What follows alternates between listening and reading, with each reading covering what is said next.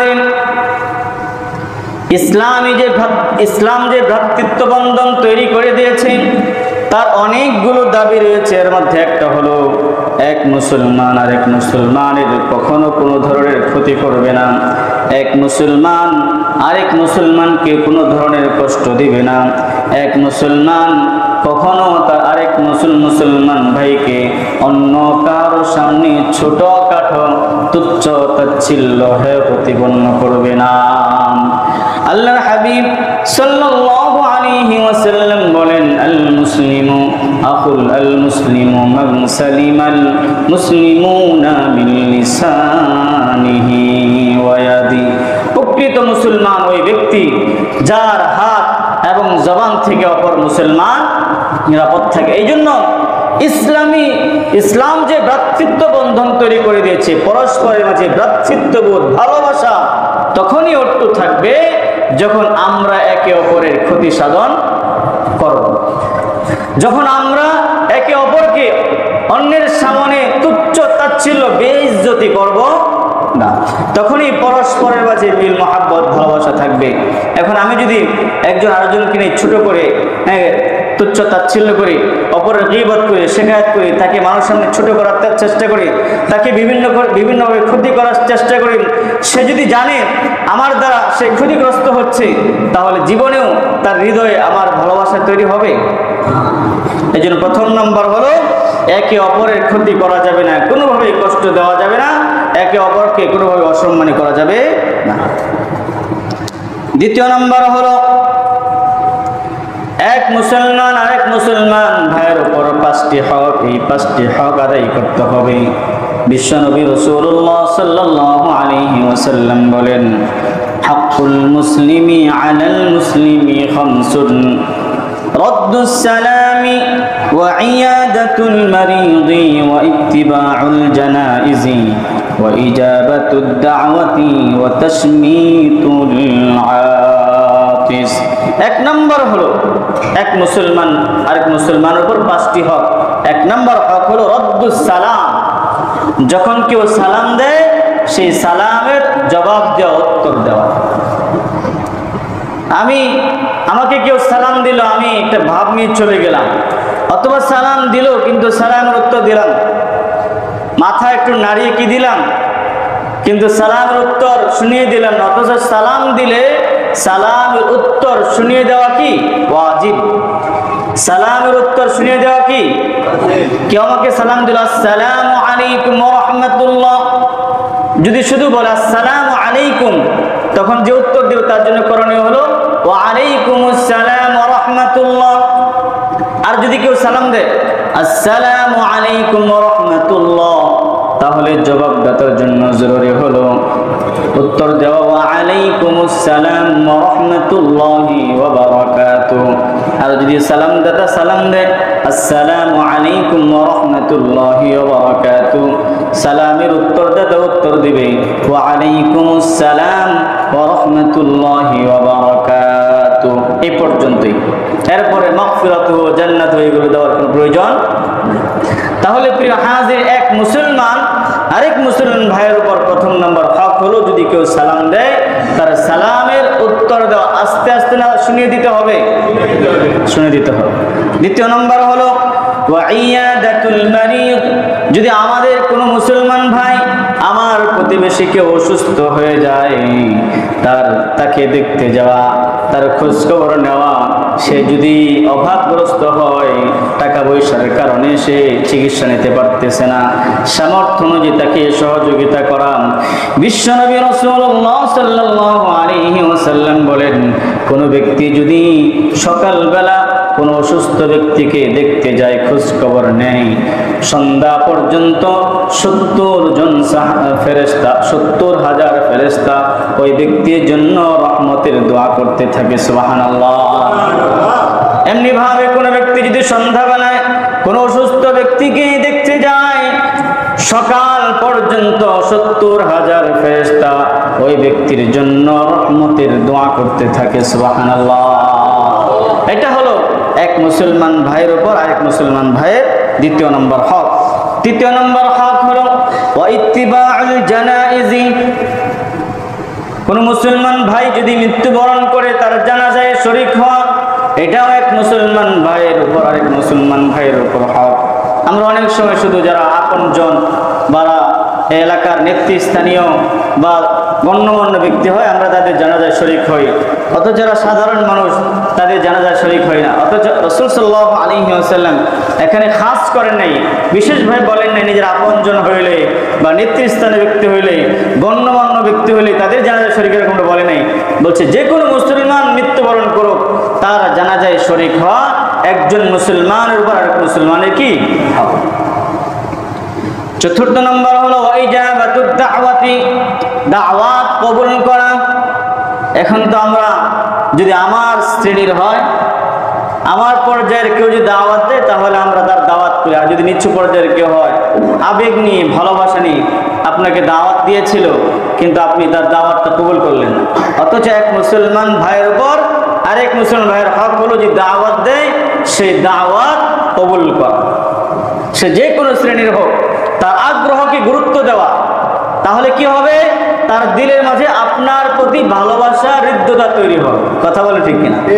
আর যদি মনে করেন আপনাকে দাওয়াত দিল আপনি গেলেন না, আপনি কোনো ওজন নাই, কোনো কিছু নাই, আপনি শরীক হইলেন না, তাতে কি হবে?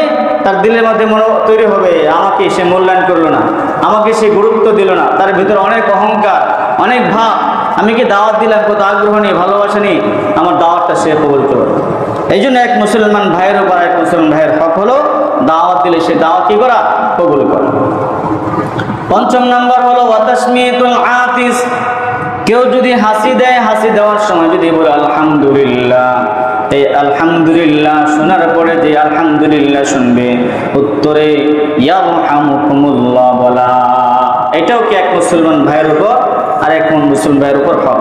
কেউ যদি হাসি দেয় বলো আলহামদুলিল্লাহ, হাসি দেওয়ার পরে আলহামদুলিল্লাহ বলা কি সুন্নত। যে এই আলহামদুলিল্লাহ শুনবে তার জন্য করণীয় কি? ইয়ারহামুকুমুল্লাহ বলা, কি ইয়ারহামুকুমুল্লাহ, ইয়ারহামুকুমুল্লাহ, ইয়ারহামুকুমুল্লাহ। এই হলো এক মুসলমান ভাইয়ের উপর আরেক মুসলমান ভাইয়ের পাঁচটি হক। যদি এই পাঁচটা হক যথাযথভাবে আদায় করে, বলেন তো দেখি পরস্পরের মাঝে ভ্রাতৃত্ব বোধ বৃদ্ধি পাবে কি পাবে? আর যদি এই পাঁচটার মধ্যে কোনো একটাকে যদি অগ্রাধিকার গুরুত্ব দেওয়া না হয় তাহলে কি হবে? ভ্রাতৃত্ববোধ বাড়বে না কমবে? 3 নম্বর হলো ইনসাফ ও পারস্পরিক সহযোগিতামূলক সুন্দর সমাজ গঠন করা। আল্লাহ রাব্বুল আলামিন বলেন তাআওয়ানু আলাল বিররি ওয়াত তাকওয়া ওয়ালা তাআওয়ানু আলাল ইসমি ওয়াল উদওয়ান। তাআওয়ানু আলাল বিররি ওয়াত তাকওয়া, তোমরা নেক কাজে ভালো কাজে একে অপরকে সহযোগিতা করো। একজন মানুষ সে ভালো কাজ করতে যাচ্ছে, সুতরাং তোমরা তাকে বাধা দিও না, তুমি তোমার যেভাবে পারো তুমি তাকে সহযোগিতা করো। কথায় যদি ভালো কথা দিয়ে হোক, পরামর্শ দিয়ে হোক, যে অর্থ দিয়ে পারো, সময় দিয়ে পারো, তাকে সহযোগিতা করো, তাকে ভালো কাজ করতে উদ্বুদ্ধ করো, তাকে এগিয়ে দাও, তাহলে কি হবে? সুন্দর সমাজ গঠন হবে। কথা বলে ঠিক কিনা? এই জন্য আল্লাহ রাব্বুল আলামিন বলেছেন তাআওয়ানু আলাল বিররি ওয়াত তাকওয়া, ভালো কাজে সাহায্য সহযোগিতা করা। ওয়ালা তাআওয়ানু আলাল ইসমি ওয়াল উদওয়ান, গুনাহের কাজে অন্যায়ের কাজে এই সমস্ত কাজে তোমরা একে অপরকে সহযোগিতা করো। এলাকায় কনসার্ট হবে, এখন সবাই টাকা এক গ্রুপ বের হয়েছে, দোকানে দোকানে বাসায় বাসায় যাচ্ছে কিছু টাকা কালেকশন করার জন্য, আমি ওখানে শরিক হইলাম। তাহলে এই যে আমি গুনাহের কাজে শরিক হইলাম, এতে কি হবে? সমাজে শৃঙ্খলা বাড়বে, শৃঙ্খলা বাড়বে। যুব সমাজ যুব সমাজের নৈতিকতা অবক্ষয় হবে না, নাকি তারা সুন্দর চরিত্র অধিকারী হবে? নৈতিক অবক্ষয় হবে তাদের। ওই যে আমি সহযোগিতা করলাম অল্প কিছু টাকা পয়সা দেয়া। এই জন্য আল্লাহ বলছেন ওয়ালা তাআওয়ানু আলাল ইসমি ওয়াল উদওয়ান, কোনো গুনাহের কাজে, কোনো অন্যায়ের কাজে কোনো পরিমাণ কোনো ধরনের সাহায্য সহযোগিতা করা যাবে। একবার এক সাহাবী আল্লাহর হাবিব সাল্লাল্লাহু আলাইহি ওয়াসাল্লামকে জিজ্ঞাসা করলেন আইয়ুন নাসি আহাব্বু ইলাল্লাহি, আল্লাহ রাব্বুল আলামিনের কাছে সবচেয়ে ভালো ব্যক্তিকে, অথবা আল্লাহ রাব্বুল আলামিন কাকে সবচেয়ে বেশি ভালোবাসেন? আল্লাহর হাবিব সাল্লাল্লাহু আলাইহি ওয়াসাল্লাম বলেন, ওই ব্যক্তিকে আল্লাহ বেশি ভালোবাসেন যে নাকি তার আরেক মুসলমান ভাইয়ের প্রয়োজন পূরণ করে। সুবহানাল্লাহ। ওই ব্যক্তিকে আল্লাহ রাব্বুল আলামিন কি করেন? বেশি ভালোবাসেন। প্রিয় হাজিরিন, এই যে ভ্রাতৃত্ব বন্ধনের যে একটা দায়িত্ব, যদি আমরা এগুলো আদায় না করি, কাল কিয়ামতের ময়দানে আল্লাহ রাব্বুল আলামিনের কাছে সেগুলোর জবাবদিহি করতে হবে। আল্লাহ রাব্বুল আলামিন বলেন, ও আদম সন্তান, আমি যে অসুস্থ ছিলাম তুমি তো আমাকে দেখতে যাও নাই, কারণ কি? আদম সন্তান উত্তর দেবে, ও রব্বুল আলামিন, আপনি তো এই সমস্ত অসুখ বিসুখ থেকে পবিত্র, আপনি তো অসুখ বিসুখ হন না, তাহলে আপনাকে কিভাবে দেখতে যাব? আল্লাহ রব্বুল আলামিন বলেন, ও আদম সন্তান, তোমার পাশেই যে এক ব্যক্তি অসুস্থ ছিল, তুমি যদি তাকে দেখতে যেতে তাহলে সেখানে তুমি আমাকেই পেতে। সুবহানাল্লাহ। এরকম ভাবে আল্লাহ রাব্বুল আলামিন জিজ্ঞাসা করলো, আদম সন্তান, তুমি কেন আমি তোমার কাছে খাবার চেয়েছিলাম, আমাকে কেন খাবার দাওনি? আমি অভাবগ্রস্ত হয়েছিলাম, কেন তুমি আমার অভাব দূর করনি?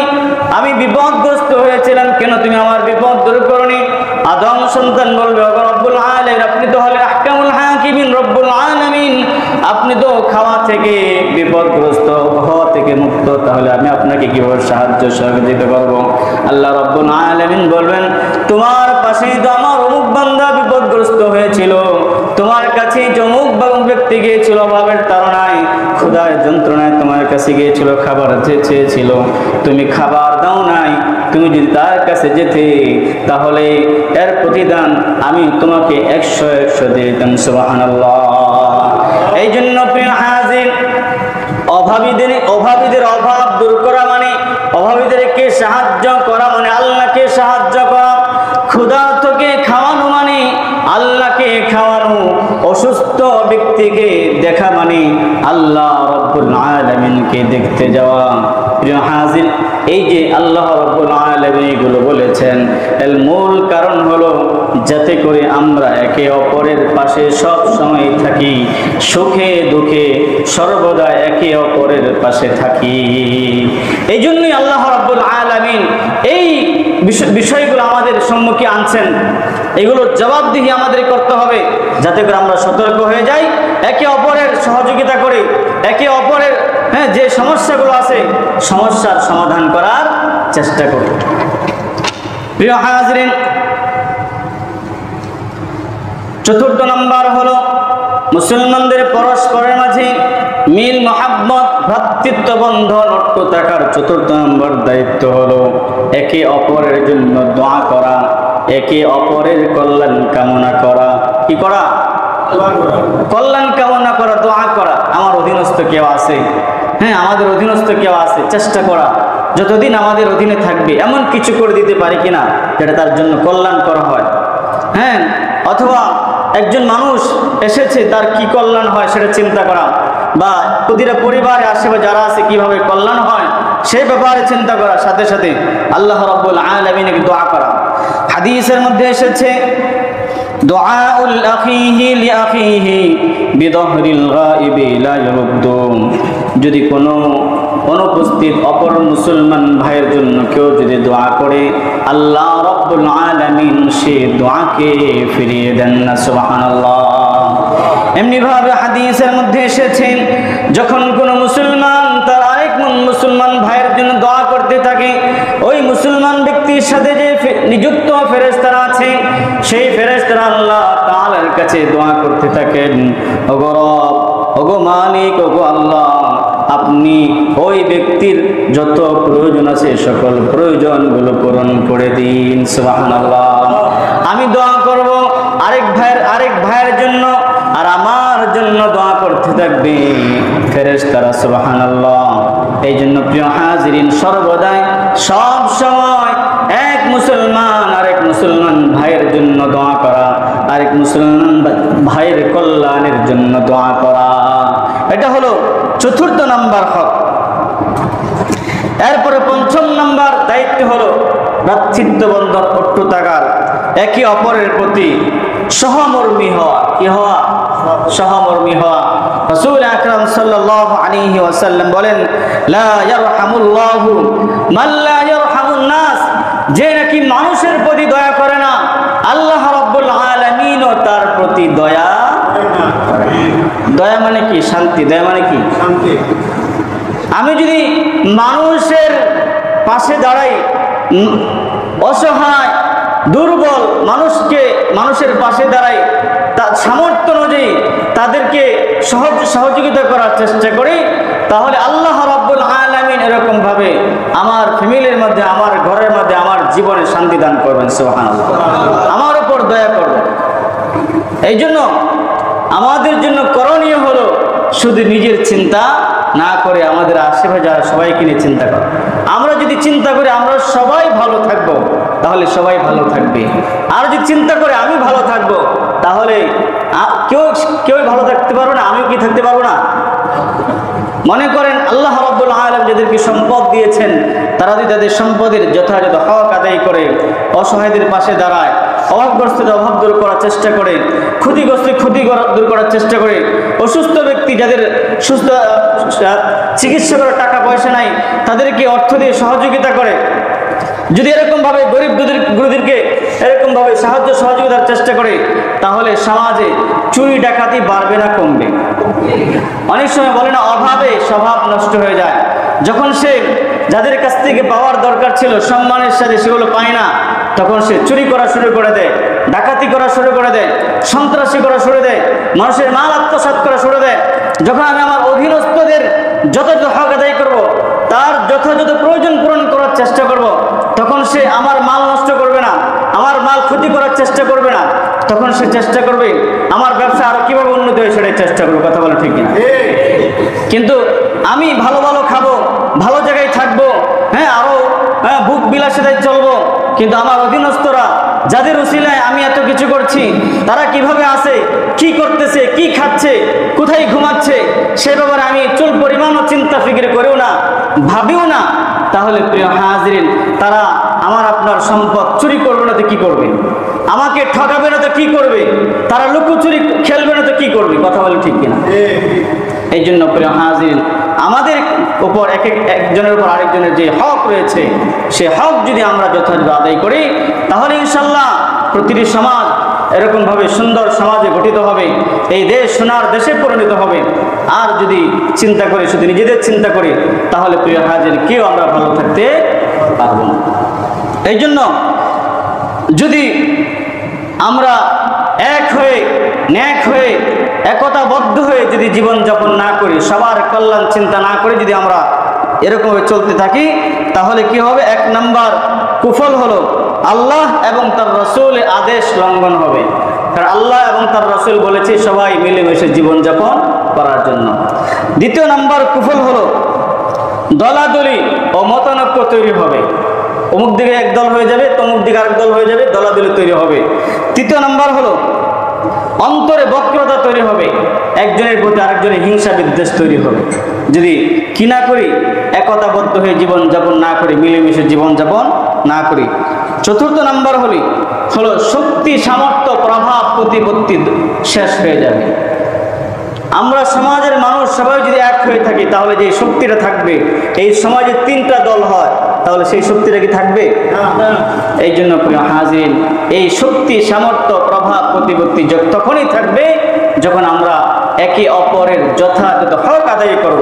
ভ্রাতৃত্ব বন্ধনে যে 5টা দায়িত্বের হকের কথা বলা হয়েছে, সেগুলো যদি আমরা যথাযথ পালন করি, আমাদের পরস্পর যে মিল মোহাব্বত তৈরি হবে। আর যদি এরকম না হয়, আমাদের পরস্পরের মাঝে বিভিন্ন দলে এরকম বিভক্ত হয়ে যায়, তাহলে এরকম এখন বর্তমানে যেখানে আরাকান, ফিলিস্তিন, কাশ্মীর সহ বিভিন্ন জায়গায় যে মুসলমানরা বিভিন্নভাবে মার খাচ্ছে, কিয়ামত পর্যন্ত এই ধারা অব্যাহত থাকবে যতদিন পর্যন্ত আমরা এক এবং নেক না হব, যতদিন পর্যন্ত আমরা একতাবদ্ধ না হব, যতদিন পর্যন্ত একে অপরের কল্যাণ কামনা না করব, ততদিন পর্যন্ত আমাদেরকে বিভিন্নভাবে জুলুম, অত্যাচার, নির্যাতনের শিকার হতে হবে। কথা বলে ঠিক কিনা? আল্লাহ রাব্বুল আলামিন আমাদেরকে বুঝবার এবং আমাদের আমাদের সকলকে ভ্রাতৃত্ব বন্ধনে আবদ্ধ থাকবার তৌফিক দান করুন। সকলে বলুন আমিন। ওয়া আখিরু দাওয়ানা আলহামদুলিল্লাহি রাব্বিল আলামিন।